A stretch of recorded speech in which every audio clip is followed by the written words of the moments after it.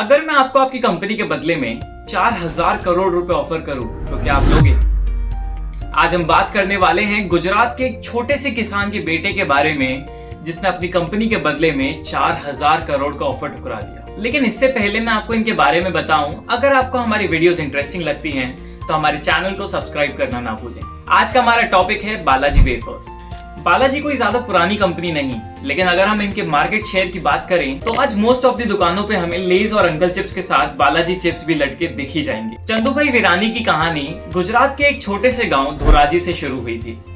1972 का टाइम किसानों के लिए एक डरावने सपने से कम नहीं था, और स्पेशली गुजरात के किसानों के लिए जब वहां ड्रॉट लाइक सिचुएशन आई थी। उन्हीं किसानों में से एक थे चंदूभाई वीरानी के पापा, जिन्हें मजबूरी में आके अपनी जमीन सिर्फ 20,000 रुपए में बेचनी पड़ी थी। जमीन बेचने के बाद चंदू भाई और उनकी फैमिली ने उन 20,000 रुपए से अपना हाथ अलग अलग छोटे छोटे बिजनेसेस में ट्राई किया, लेकिन फेल हो गए। जब 20,000 रुपए भी खत्म हो गए तो उन्हें मजबूरी में आके छोटी मोटी जॉब्स करनी पड़ी, जिसमें चंदू भाई को राजकोट के एस्टन सिनेमा में गार्ड की नौकरी मिली। गार्ड की जॉब के साथ साथ उन्होंने एक्स्ट्रा पैसों के लिए छोटी मोटी अदर जॉब्स भी करना चालू किया, जैसे पोस्टर चिपकाना, टिकट चेक करना एक्स्ट्रा।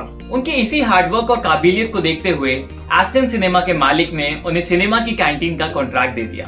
कैंटीन की शुरुआत में उन्होंने सैंडविचेस बेचने से स्टार्ट किया, जो नॉर्मली सभी को पसंद आते हैं।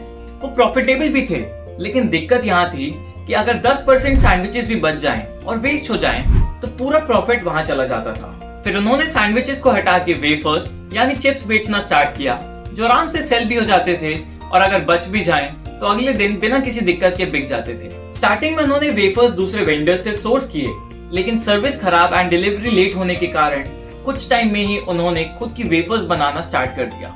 धीरे धीरे काम बढ़ने लगा और उन्होंने अपनी कैंटीन के साथ साथ आसपास की कैंटीन और किराना शॉप्स में भी अपने वेफर्स सेल करना स्टार्ट कर दिया। टाइम के साथ उन्होंने अपना काम भी ऑटोमेट किया और 50 लाख का लोन लेके ऑटोमेटिक वेफर मशीन लगा दी। अब प्रोडक्शन काफी लार्ज क्वांटिटी में हो रहा था, पहले लोकल एरिया में, फिर पूरे राजकोट में, और धीरे धीरे उन्होंने गुजरात का 90% मार्केट कैप्चर कर लिया।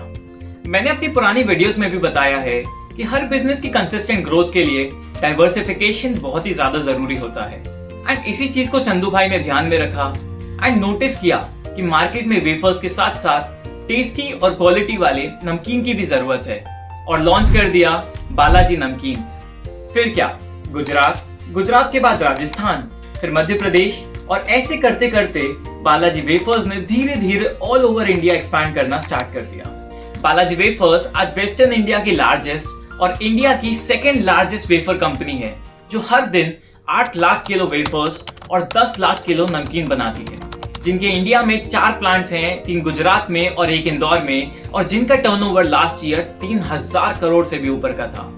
बालाजी वेफर्स को इसी सक्सेस और मार्केट को लूज होते देख पेप्सिको ने बालाजी वेफर्स को खरीदने के लिए चंदू भाई को 4000 करोड़ रुपए का ऑफर भी किया था, जो उन्होंने तुरंत ठुकरा दिया, क्योंकि उनका कहना था बालाजी वेफर्स उनके बच्चे जैसा है और अपने बच्चे को कोई कभी बेचता नहीं। ये वीडियो अपने उन दोस्तों के साथ जरूर शेयर कीजिएगा जो सोचते हैं कि एक बिजनेस स्टार्ट करने के लिए खूब सारा पैसा और हाई लेवल एजुकेशन की जरूरत पड़ती है, क्योंकि एक अच्छा बिजनेस स्टार्ट करने के लिए सिर्फ 3 चीजें की जरूरत होती है: डेडिकेशन, डिटर्मिनेशन और पैशन।